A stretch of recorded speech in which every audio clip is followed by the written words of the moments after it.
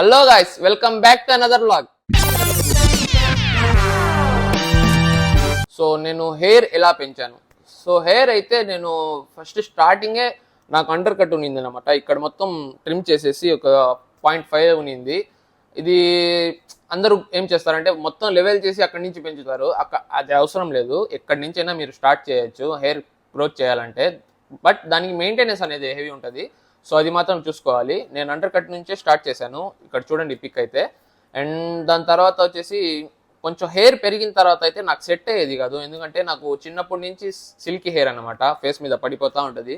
కొంచెం లాంగ్ అయిన తర్వాత నాకు ఫేస్ మీద పడిపోతూ ఉండింది. ఎక్కడికి వెళ్ళినా నేనైతే క్లిప్ పెట్టుకునేవాడిని. హెయిర్ క్లిప్ వస్తుంది కదా, అది ఎగ్జాక్ట్ ఉంటుంది. అదైతే ఫంక్షన్స్ కానివ్వండి, చిన్న చిన్న ఈవెంట్స్ కానివ్వండి, ఎక్కడికైనా నేను హెయిర్ క్లిప్ అయితే తీసేవాడిని కదా. ఎందుకంటే నా హెయిర్ మొత్తం మెస్సీ అయిపోయేది, ఫేస్ మీద పడిపోయి వర్స్ట్ ఉన్నింది. స్టార్టింగ్లో ఎవరైనా హెయిర్ పెంచేటప్పుడు అలాగే ఉంటుంది. సో నాకు ఆ స్ట్రగల్ తెలుసు, హెయిర్ ఎలా పెంచితే ఎలా ఉంటుంది అనేసి. సో స్ట్రగల్ అయితే ఉంటుంది మీరు హెయిర్ పెంచేటప్పుడు. ఆ ఓపిక ఉంటేనే మీరు పెంచగలుగుతారు. అది కూడా ఒక ప్యాషన్ లాగా పెంచాలన్నమాట హెయిర్ని. సో నా హెయిర్ అయితే నాకు చాలా వాల్యుబుల్.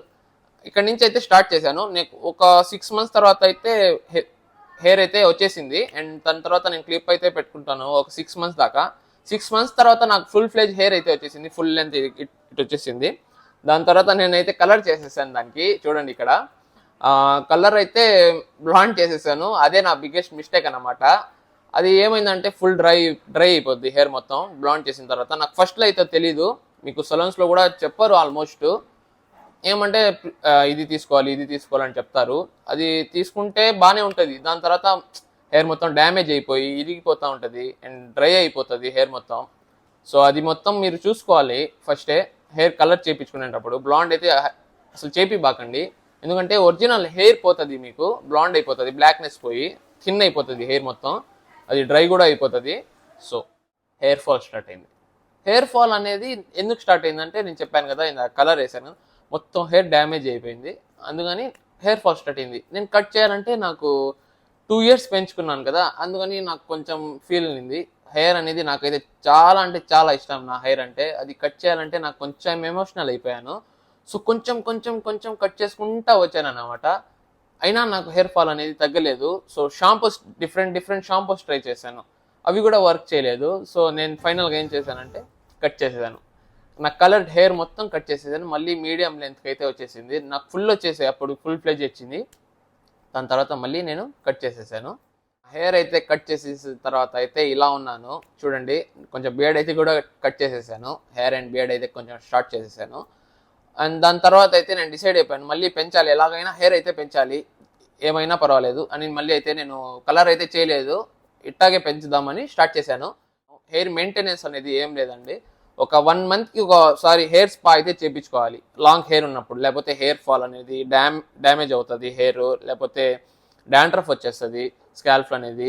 అండ్ ఇవన్నీ ఏమంటే ఒక 1 monthకి ఒకసారి హెయిర్ స్పా అనేది చేయించుకుంటే మీకు మంచిది.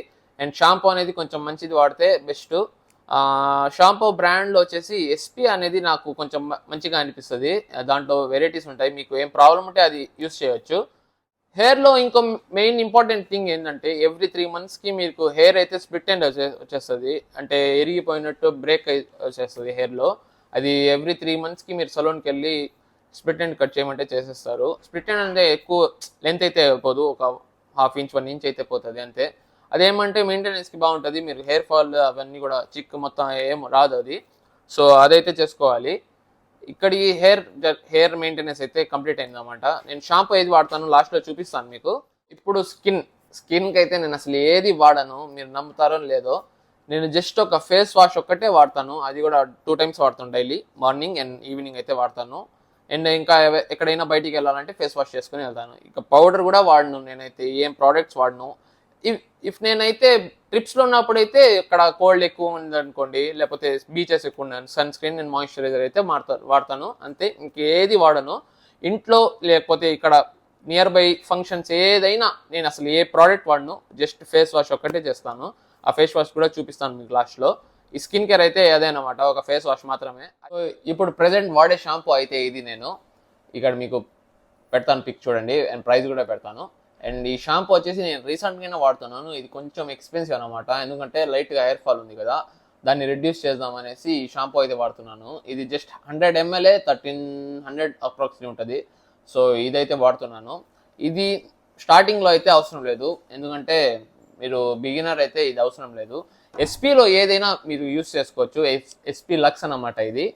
ఇది కూడా మంచి షాంపూనే, ఇది కూడా నేను యూస్ చేస్తున్నాను. ఇఫ్ మీరు అయితే కలర్ చేసుకుని ఉంటే ఎస్పీ కలర్ సేవ్ అనేది ఒక షాంపూ అయితే వస్తుంది, అదైతే యూస్ చేయొచ్చు. ఇన్ కేస్ మీకు డాండ్రఫ్ ఉంటే ఎస్పీ డాండ్రఫ్ షాంపూ కూడా దొరుకుతుంది. అది మొత్తం మీరు ఆన్లైన్ అయినా చూసుకోవచ్చు, మీ లోకల్ స్టోర్స్లో అయినా చెక్ చేయొచ్చు. ఇదే వాడాలని రూల్ అయితే ఏం లేదు, నాకు నచ్చింది నేను చెప్తున్నాను జస్ట్ అంతే. ఇది ప్రమోషన్ కూడా ఏం లేదు, ఎందుకంటే చిన్న ఛానల్ ఏమో అది. సో ప్రమోషన్ కూడా కాదు, నాకు నచ్చింది నేను చెప్తున్నాను. ఇది ఫేస్ వాష్ అనమాట. చూడండి, ఈ ఫేస్ వాష్ నేను 6 months నుంచి వాడుతున్నాను. సూపర్ అయితే సూపర్ ఉంది. ఇది కొరియన్ బ్రాండ్ అనమాట, నేను ఆర్డర్ చేయలేదు, మా అక్కే ఆర్డర్ చేసి పెట్టింది. బ్రాండ్ అయితే సూపర్గా ఉంది. ఇది రిజల్ట్స్ కూడా సూపర్గా ఉంది. నా స్కిన్ చూడొచ్చు మీరు. ఇప్పుడు మీరు డే బై డే వాష్ చేస్తే బెస్ట్. వీక్లీ థ్రైస్ అయితే మీరు వాష్ చేసుకోండి హెయిర్ అయితే. అండ్ ఫేస్ వాష్ వచ్చేసి daily two times compulsory. And ఇంకా బయటకి ఎక్కడైనా వెళ్ళాలంటే అది కూడా వాడుకోవచ్చు. ఇంకా మీరు ఏమైనా స్కిన్ కేర్, హెయిర్ కేర్ ఏమైనా కావాలంటే నాకు పర్సనల్గా ఇన్స్టాగ్రామ్లో DM చేయండి, నేనైతే హెల్ప్ చేస్తాను. మీకు ఏమైనా నాకు తెలిసిందైతే నేను హెల్ప్ చేస్తాను, తెలియకపోతే హెల్ప్ చేయలేను. సో ఇదండి నా జర్నీ.